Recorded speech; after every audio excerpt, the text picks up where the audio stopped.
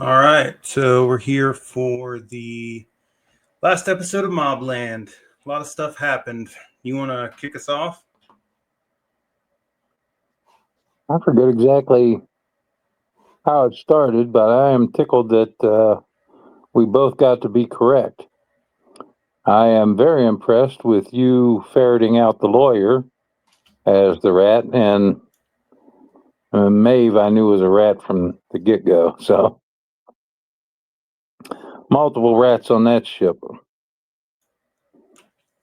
Yeah, definitely. So we got Harry coming to help clean up after Kevin having killed the prison guard. I guess that was prison, not juvie. But in any case, one of the big things that impressed me with this episode is something that I think I mentioned in our last review is that Kevin has really picked up the mantle, and I've liked him a lot. He clearly has a spine. He has some vision. He's not stupid. He understands the failings of both his mom and dad.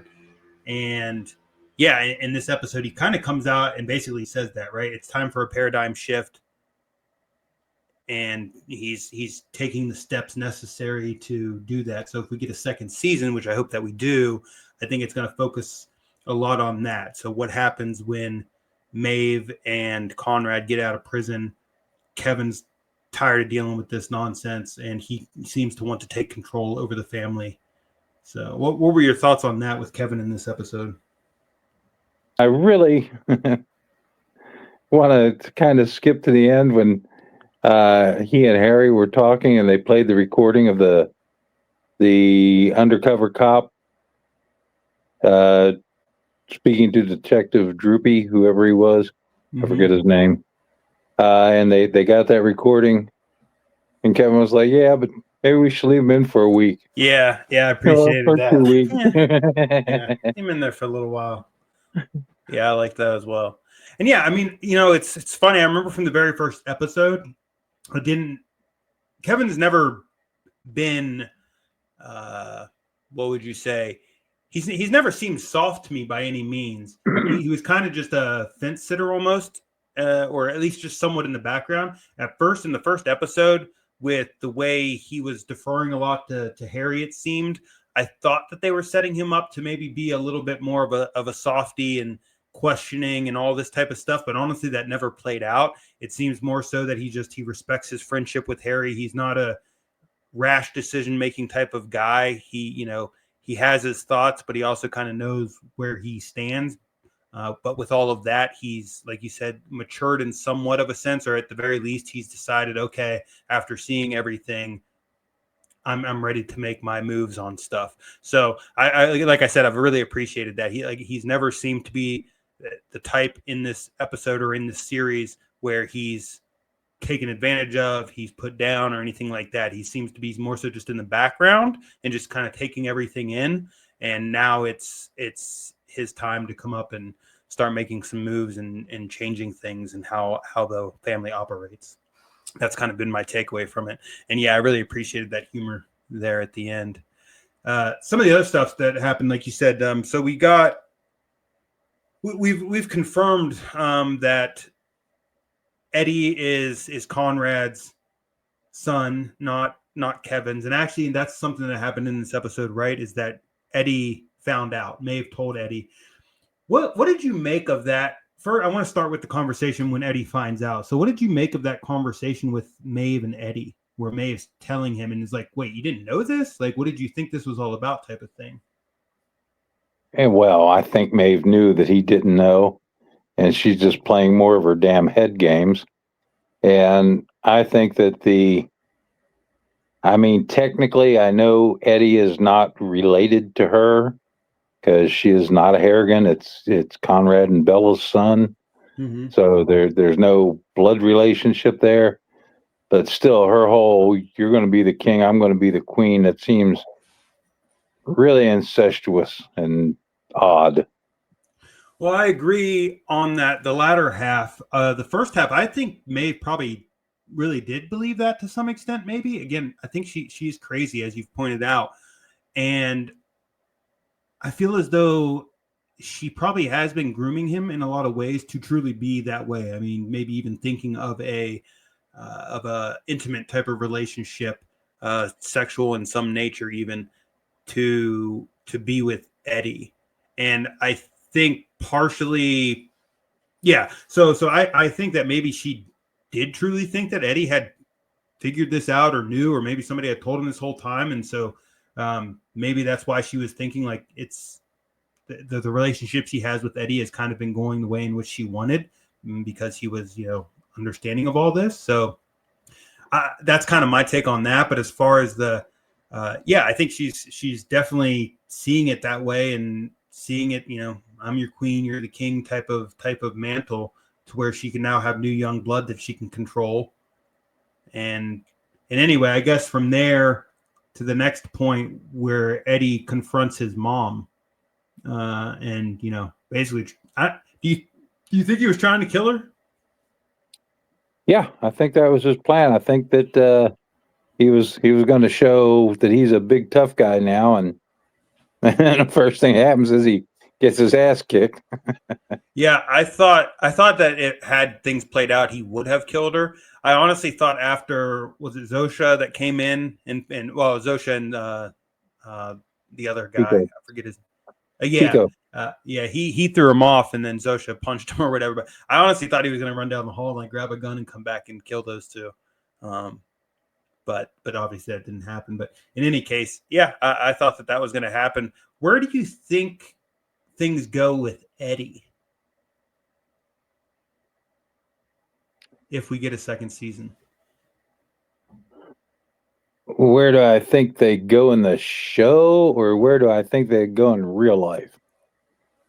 Oh, in the show, and I will point out, I don't know if you noticed, and I'm pretty sure this happened, but I don't recall seeing Eddie with the group from the house before the explosion went off and everything. So, like, after he got punched, I don't recall seeing Eddie ever again in the show. And so I'm wondering if he ran off somewhere. But in any case, yeah, where do things go with Eddie? If Conrad and Maeve get out, Eddie's, clearly just tried to kill his mom. He knows all this stuff. Is he still with the family, or is he this type of, I'm kind of seeing again, and I'm basing a lot of this on the fact that I didn't see him with the group or anything, is that, maybe he runs off somewhere and comes back as, the prodigal son type of thing, and really causes havoc with the family because he's not involved. He seems to be upset with Conrad and Maeve, and obviously with Kevin and his mom. And yeah, I don't know. I think he's a bit of a crazy dude who's now an outcast as well. I think that he's also learning he's not the tough guy monster that he wants himself to believe he is. I mean, he just got his ass kicked by two of the servants in his mind. And, this was right after finding out all this weird shit from Maeve. I don't know. I mean, the boy was disturbed before. I think that anything forward, it's just going to be Eddie being more batshit crazy. I don't think that he's going to come back a stronger, better person for it. And if this were if it were real life, I would say that probably Kevin and or Harry would see that Eddie is, too big of a liability and just get rid of him. Yeah, I can see him going off into some drug den, getting, doped up and spiraling further down the hole that he's in, because, I never saw him as someone who thought himself strong and everything. I did see him as someone who thought he was powerful, right? In the sense that he's got the family name, he's got the family backing, he's able to get away with stuff. Not so much that he ever thought he could, one-on-one take on people, take on the world type of thing, but he assumed he had more power than he really does.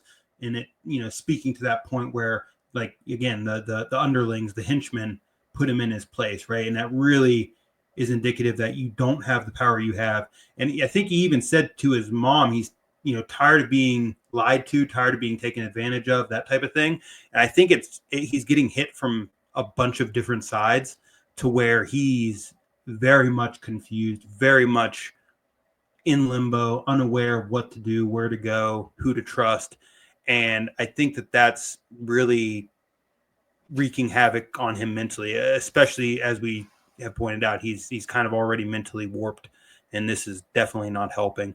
So yeah, from my take, I have a feeling he's going to get heavily involved in drugs or something, and just cause a lot of problems, whether that's working against the family, whether that's just causing familial problems because he's out and about, causing issues and the family's having to bail him out, or whether he, actively works with the opposition. Who knows? And actually, I'll come back to that point a little bit later whenever we talk about Kat. But any other thoughts there on Eddie? Not really. I think that, like I said, just as we both said, he's starting to learn a lot of harsh lessons that are not in line with what he perceived the world to be. And your idea of power versus tough guy is probably correct. But I think he wanted to be tough guy, which is why he said, from now on, you will listen to me, slag, just before he started choking his mom. And that was going to be his first tough guy action. And, it didn't work out. I really liked the conversation Kevin had with Conrad, and actually I'm gonna play it for us here real quick, and we can talk about that.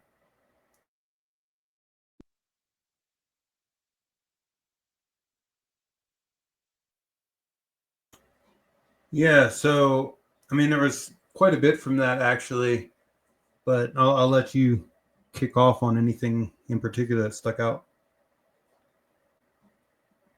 Well, I'm glad to see that Kevin finally stood up to him. And it also just illustrates how far down the crazy hole Conrad has gone. I mean, he's provoking his son. His son. He's talking about. But I mean, just dude, that's not the stuff that a leader does. At least not a good leader, and certainly not one that's in control of himself or whatever it is that he's supposed to be leading. Whether it's a criminal family or a battalion or a business, it doesn't matter. That kind of, I don't know. I if I had any respect for Conrad at the beginning of the series, it's all been since wiped away. Yeah, And I definitely. think I've reached the same conclusion. It's baffling. It's hard to understand how this family got to the position that they're in, given what we've seen so far. And I'm curious if they do a second season, if they'll do some type of like flashback type stuff, or showing us some of the past in terms of who Conrad was, who Maeve was, how they got to be in power in the position that they're in. Because like Kevin said, this is madness. When you hear Harrigan right now, it's madness. Everything's gone to shit, and you clearly see that through the behavior and actions of Conrad and Maeve. So I would like to actually see that, because that's the big question I've had, honestly, throughout the series is, dude, how do you guys, how are you not dead or in prison? I really don't understand. I'm sure at the lower levels, that level of craziness helped out. And then there must have been a period of at least somewhat level-headed thinking. But, then the arc went back the other way, kind of like a bell curve, right? Oh, what kind of jumping back real quick with Eddie? Do you think Harry's daughter might be pregnant or anything like that? I'm curious if they'll throw that in as a wrench. I thought about that. And, I mean, if they need that plot twist, yeah, it'll happen.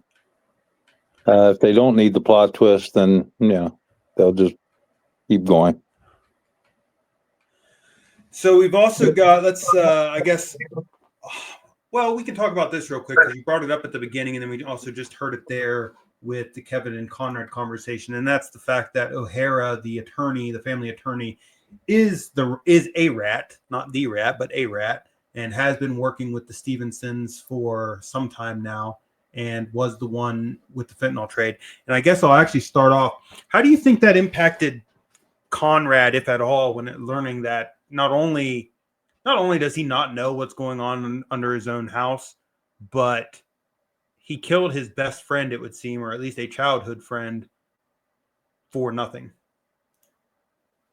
Well, you saw where he squeezed his eyes shut. Mm-hmm. Just before he said, "What are you talking about?" And I think it impacted him. I think it impacted him harder than he lets on, which is also why he came back being super vindictive, talking about Bella and all that. I think it's just a cover for him realizing, it's that moment of lucidity that, wow, I've really lost my shit. I've lost my way. I'm out there. And instead of manning up and saying, all right, well, I messed up, he's going to double down. I've killed all these people. I've done all this badass stuff, blah, blah, blah. And, I even had your woman. And yeah, it's just bravado stuff, empty bravado stuff. No, I couldn't have put it better myself. And in kind of on that point, so obviously Harry confronts O'Hara in this episode and uses her to set up Richie Stevenson and his gang, and that goes quite well. I thought that was handled fairly well, being able to predict what Richie would request from O'Hara to make sure that she's not setting him up, so on and so forth. So that seemed to work out pretty well. And ultimately, what happened, right, is that, well, the Stevenson gang is wiped out, and I am curious. I'm curious what that's going to entail for the. Let me get some of this feedback out of there. I'm curious what that's going to entail. You recall the undercover woman, the woman working as the confidential informant for the police, and she got the cup or whatever there from the house during the raid and everything. In any case, she gets killed by the one cop or detective or PI. I don't recall exactly what he is. He also was a former police officer, but he was working for the Stevensons. And Richie's dead now. So what, if any, involvement does he continue to have? They've got this piece of evidence that in which they could use against the Harrigans, I guess, but to what end, given that Richie's no longer in the picture, the Stevensons are no longer in the picture? Do you think that detective or whatever he was has any intentions to do anything? Is that just a kind of a loose end that trails off? Do you think anything plays out from that?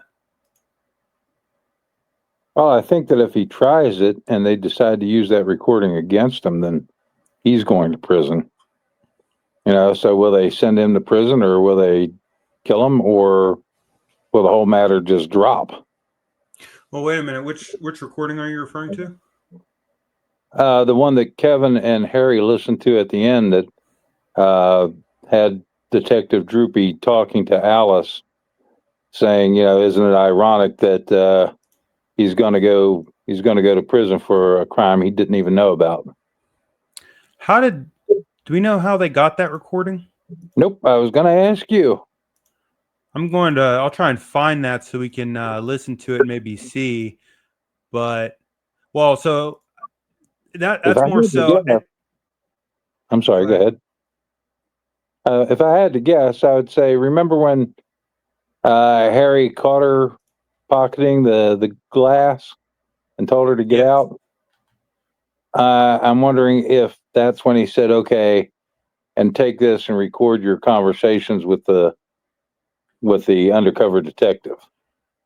Okay. Or maybe he dropped some type of recording device in her purse or something. I'm going to try and find that but see, so that's talking about how Harry. Oh, you're saying that if Detective Droopy tries to do anything against them, Harry and Kevin, they have this as well as blackmail. Correct. Okay. So yeah, I don't know if that'll play out to any extent or not. Whenever I find that clip, I'll I'll see if we can't revisit it. But I liked so O'Hara ends up dying in this as well, which is kind of a shame. Honestly, I kind of liked her. I was curious what was going to happen with her if she survived, having been a turncoat, but not necessarily redeeming herself, but not furthering the damage. Of how they were going to handle that, how Harry was planning to handle that. Honestly, I imagine that he probably would have just killed her anyway, but she did end up dying in the whole raid thing. I thought that was one of the stupidest things that Richie ever did, was trying to use a known traitor as a hostage to protect himself. Yeah, honestly, I mean, looking at it from our perspective, I 100% agree. I imagine, though, I give some grace in the moment. You're the only one there. She's the only one there. So, I mean, at the very least, she's a human shield, right? But, one shot and, yeah, kind of out of the way. As I'm looking for that clip, some of the other stuff that's going on here, subplot-wise, is everything with Kat. And the first thing that occurs is, Kat speaking with Serafina and trying to set something up there potentially. But more importantly, she basically makes the case to Harry that her big ask, her favor, is to elevate him to the position of the power over this family. He's now to be the lead, wipe out the entire family, and you take over. And Harry very much says no. Do you think that's what she was saying? Because my take on it was what she said. Offering him a position subservient to her, and she and whoever else takes over the Harrigan stuff. Oh, well, I think it was subservient to her, but more, I don't think she wants the day-to-day. I think it's Harry runs it, but still reports, to her in a sense. But it was very, I'll try and find that. The criminal world reports to her anyway, so. Right. I'll see if I can't find that clip as well. Here, I found that clip actually. Let me play that for us as a refresher. I just want to pause that for a second because it's, what was it, like the second or third episode when he's meeting with Richie, and it's the same. Who was he? Oh no, he was meeting. It was when he got picked up by the police and the detectives making a similar analogy. I just find that humorous. So I think you're right there. From the sounds of that, it like she said, in any case, she's taking the Harrigans out, and you have the opportunity to become rich and powerful. But it's happening either way. So maybe it wasn't an offer for him to necessarily take the lead on things, but to work for us. I think you're correct on that. This kind of comes back to, it would be really, I don't know, I'm of two minds on it. Sometimes it's nice to have the mystery and the being able to think how certain things were or how they played out. But in this particular type of storytelling, it would really be helpful to understand a bit more the backgrounds on some of these folks. Like, if this Kat McAllister is this internationally respected, crime boss, mediator, whatever she's supposed to be, right? What is she? How'd she get there? Whatever. But also Harry. Like, to me, it seems like this is pretty small game. I mean, it's just one little crime family, it would seem, in England. So what is it about Harry's background that has him so respected by someone like her, for example, right? And what is it about him? And I could speculate on this, but what is it about him that he'd be willing to tell her to go screw herself, knowing what those ramifications are likely to be, given the hesitation, the reluctancy of asking her for a favor to begin with, right? It'd be really good to kind of know some of this background history on Harry at the very least. I mean, honestly, everything that you're saying makes sense. How would they they know about him? What was his background that caught the attention? Yeah, I've wondered all that too. And quite honestly, I just have to bet that the writers haven't figured it out. They thought, oh, this is a good plot. Let's go with it. But there's no foundation upon which to build it.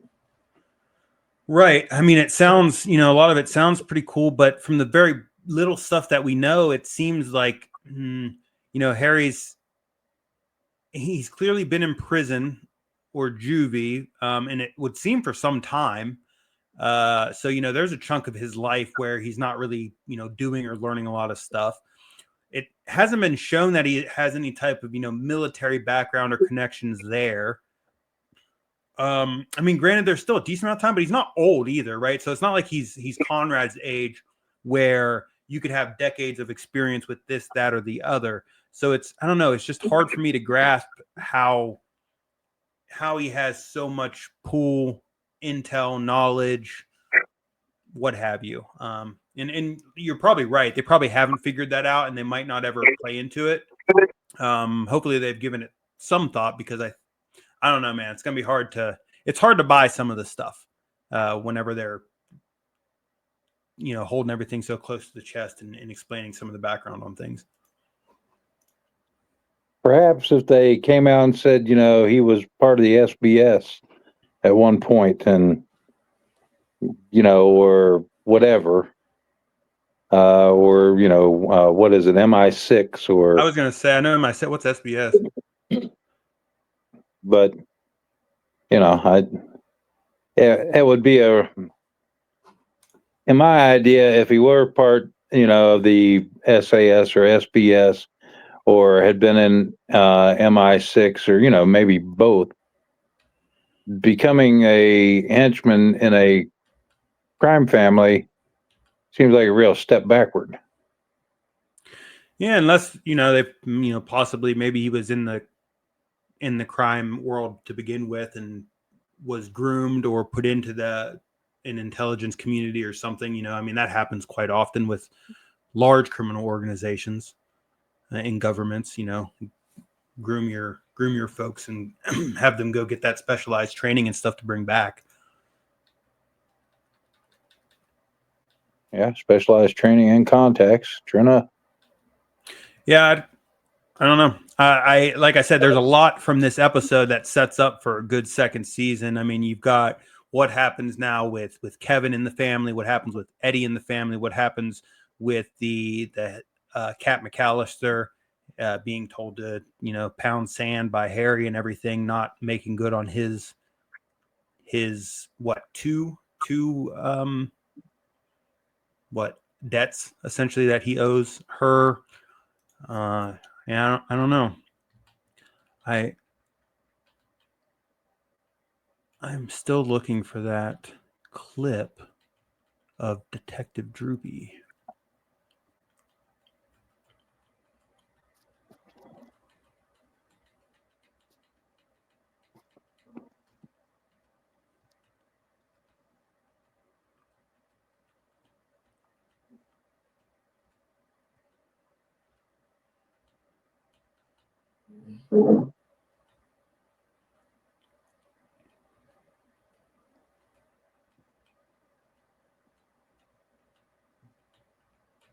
Good Lord, what is this thing? Oh, before I get to that clip of the detective, what were your thoughts there? I really liked Paul again. There standing outside the building for the explosion. Do you recall that scene? I like the fact that it didn't work at first, and he got pissed off and had to point it at the thing. Yes. Yeah, go get that line of sight. And I still didn't catch everything he said. Something about Paul, something, the 9-inch cock. Right? I mean, he was like doing a ringside thing. Are you ready to run? And yeah, let me play that real quick because that was pretty funny. Yeah, I really appreciated that. Yeah, 9 inches O'Donnell. That's what he was saying there. Well, and I guess that's good. So Paul is not our snitch. All right, so here's the scene. So that's kind of interesting.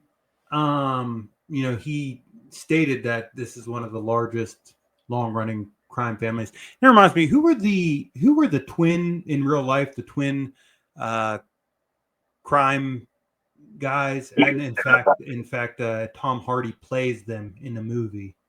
The Cray brothers. Cray brothers. That's right. Okay, I need to. There's quite a few British criminals that are fairly famous, and I'd like to visit a little bit. But so let me see if I can't find the clip then of the recording that Kevin and Harry are listening to, because I don't think it was from this car. Was it, from what you recall? Yeah, it had to be. Okay. Let me see if I can't find it. And I'm assuming that he's talking about Conrad's fingerprints being on the murder weapon and Maeve's DNA on the victims' bodies. Do you think he's talking about the two cops that were killed? That's what I'm guessing, yeah, because Conrad doesn't know that those cops were ever killed. Right. All right. Well, let's see if we can't find that and get our story straight on this. All right. So here's the recording call. So that's all that we heard.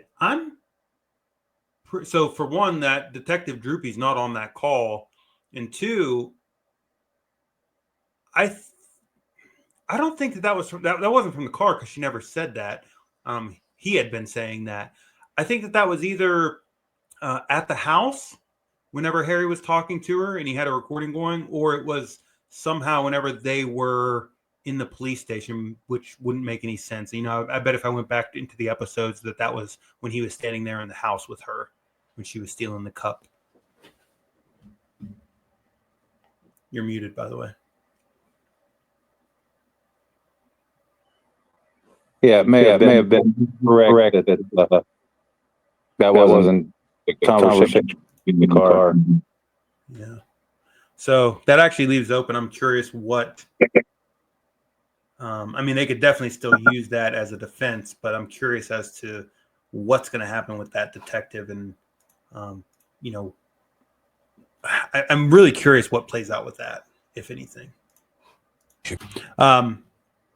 So I did want to talk briefly, because as we were kind of going through some of those clips, it reminded me there was that whole subplot with Bella and her dad, and that came out that we see it in the news clip that the recording that they had made of him essentially taking bribes or whatever for meetings with the prime minister and whatnot, that's come out, and he's denying the claims and everything. But the big thing that came out is from Bella, and that explains a little bit about her background, maybe, and her falling out with her father, and also maybe the way that she is, to some extent, the way that she is because she claimed that her dad had been raping her since she was a little girl. So still not really sure how all that plays into this. It could be nothing. It could, sometimes they throw that stuff in. I don't know why necessarily, although I guess it gives a little bit of background detail. But did you have any thoughts on anything from that whole scenario? You're muted, by the way.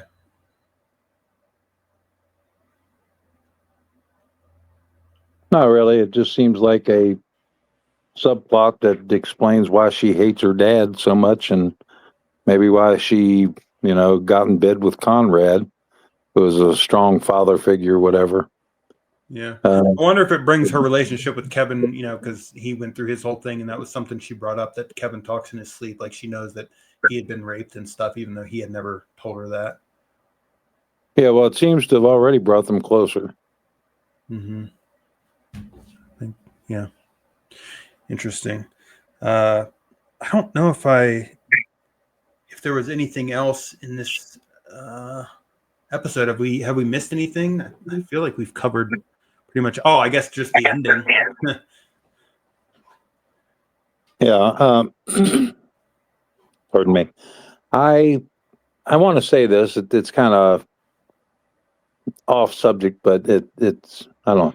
When Detective Droopy said, "We're the only two that know," as soon as he said that, the first thing that popped in my head is, two can keep a secret if one of us is dead, and then damned if he didn't have her killed. Say that again. Remember when Droopy and Alice were in the car Yeah. and they were talking about how they framed Conrad, and he said, "We're the only two that know about it." Right.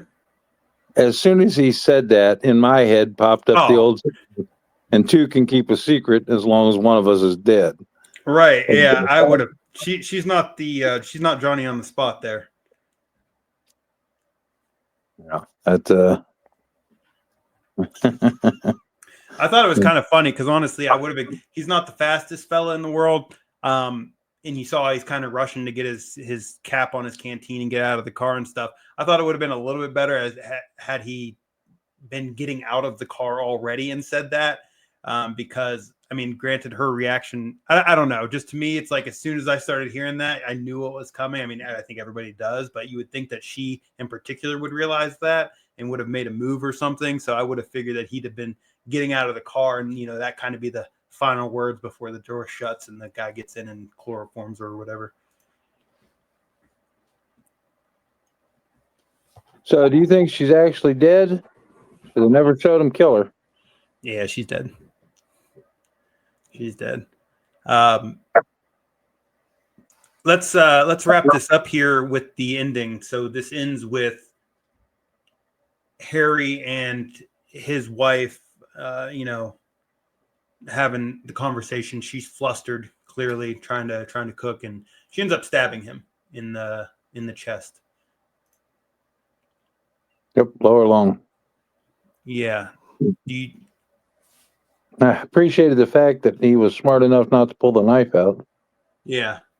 I mean, I don't see him dying from this for a variety of reasons. One, realistically, if they get an ambulance there and everything, he should, for the most part, be okay. But also, he's our protagonist, so I don't see why they'd get rid of him. But yeah, it was an interesting scene. I wasn't really expecting that, to be honest. Even though they show the knife, they show her chopping and stuff.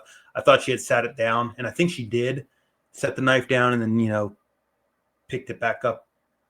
And I don't know. To me, it's just it seems like I want to criticize and be like, wow, that was stupid. But in the moment, heated moment, things like that, stuff like that happens. So I thought it was kind of interesting. Gotta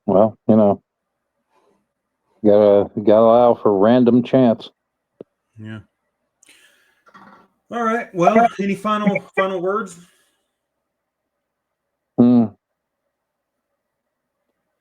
Do you think that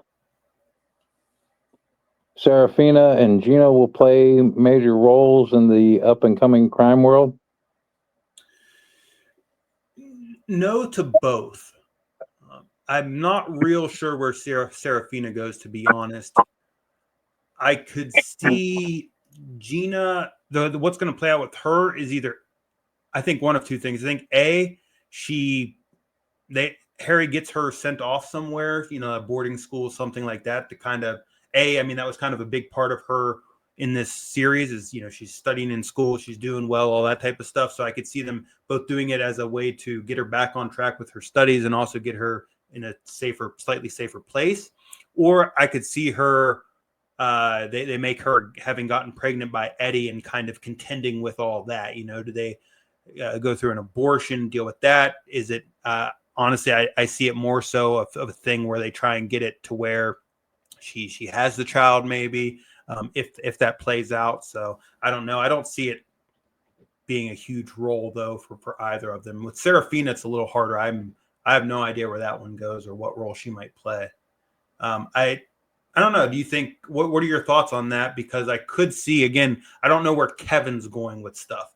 And I'm also not sure how close Kevin and Serafina are. I think Kevin's a pretty level-headed guy and sees Serafina as his sister, not half sister or anything like that, just as his sister. And it could be that he tries to bring her on his side and they work together. Or I could see potentially Serafina not necessarily wanting that. I don't know. What are your thoughts? I would like to see the two of them work together. I believe that Kat is going to try to manipulate her into being one of her underlings as well. And, that may go for a while. In fact, she may wind up grooming Serafina to, take over her mantle in time. But, who knows? Well, I guess time will tell. Definitely looking forward to a second season of this. Thanks for watching. If you like the reviews, please consider liking and following, and we'll catch you hopefully on season 2.